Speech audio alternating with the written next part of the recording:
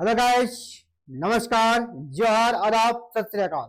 Exam fighter number पर आप सभी का बहुत बहुत स्वागत है। और आज काफी दिनों के बाद फिर से हम लोग जेपीएससी के बारे में बात करेंगे, क्योंकि सुगबुगाहट यहाँ पर फिर से तेज हो गई है।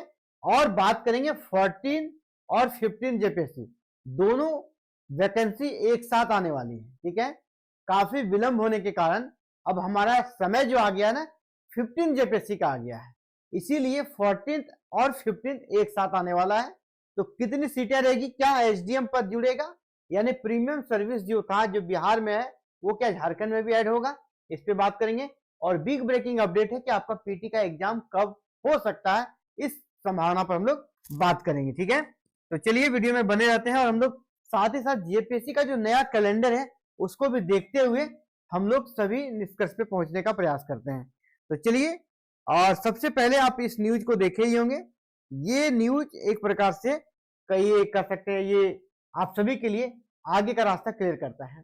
ये न्यूज क्या है, सीएम 28 नवंबर को 10,000 से अधिक अभ्यर्थियों को देंगे नियुक्तियां।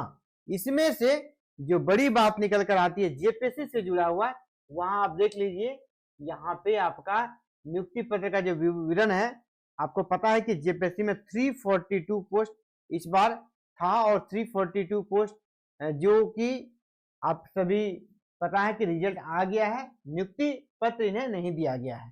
तो अब देखिए यहाँ पर दिया जा रहा है नियुक्ति पत्र जो वितरण होगा, उप समाहर्ता डिप्टी कलेक्टर का 207 जो कि 11 to 13 जेपीएससी का रिजल्ट है, उसके तहत आपका डीएसपी का 35, राज्य कर पदाधिकारी 56, कराधीक्षक 2।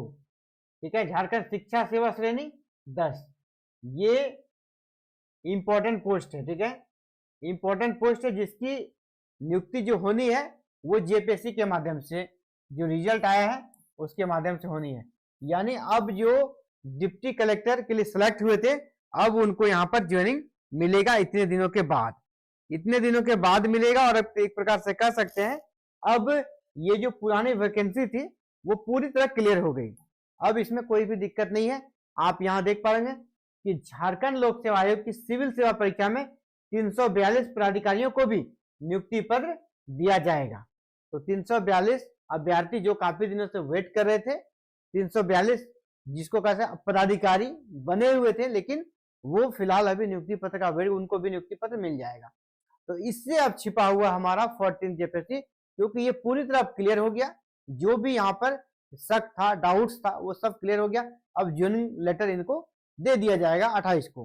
अब अगली जेपीएससी के बारे में हम बात करें, इसके पहले आप सभी को हम जेपीएससी का एग्जाम कैलेंडर पे लिए चलते हैं। एग्जाम कैलेंडर हमें क्या कहता है, एग्जाम कैलेंडर आप देखेंगे जेपीएससी का फिलहाल अभी जो लेटेस्ट कैलेंडर है, यहाँ पर आप देख पा रहे हैं नवंबर, दिसंबर, जनवरी, फरवरी और मार्च 2026 तक का इसने अपना कैलेंडर जारी कर दिया है।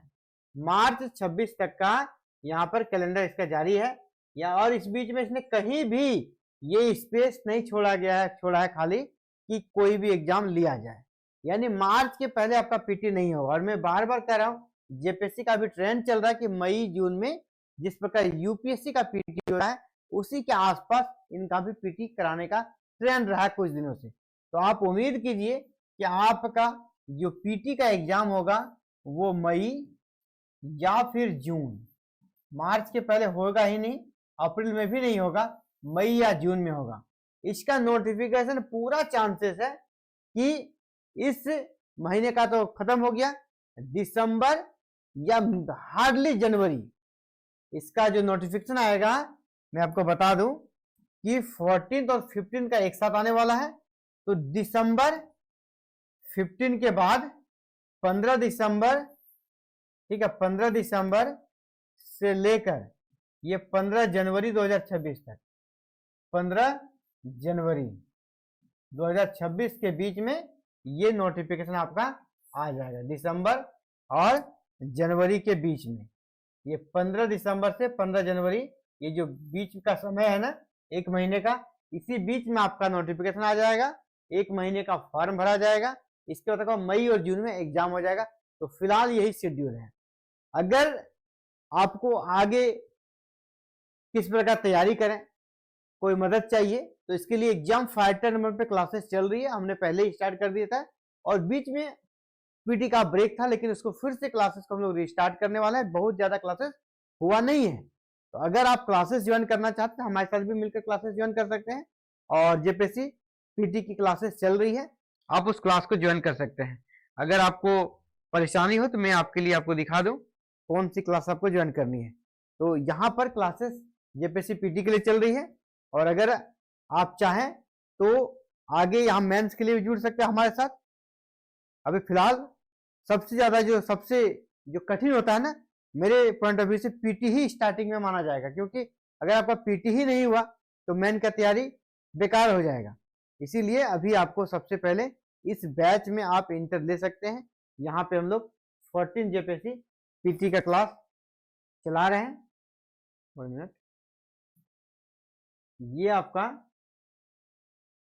14 जेपीएससी का हमारा बैच चल रहा है, और ये बैच पहले स्टार्ट, हालांकि हमने अभी क्लासेस कुछ दिनों से यहाँ स्टॉप की है क्योंकि जेपीएससी की तरफ से कोई हलचल नहीं थी।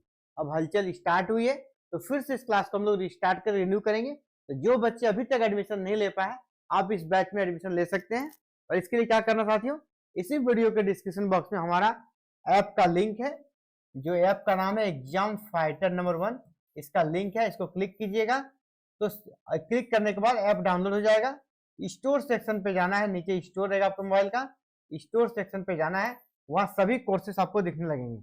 उसी में आपको ये वाला बैच पे जाना है ना, 14 ये ऑपरेशन जेपीएससी पीटी बैच नाम है इसका, ऑपरेशन जेपीएससी पीटी बैच। इस बैच में आपको ज्वाइन कर लेना है।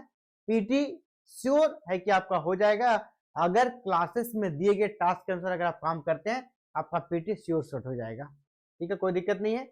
और मेरा प्रयास यही रहेगा कि आपका एग्जाम मई जून में जो हो रहा है उसको ध्यान में रखते हुए सिलेबस को कंप्लीट कर दें।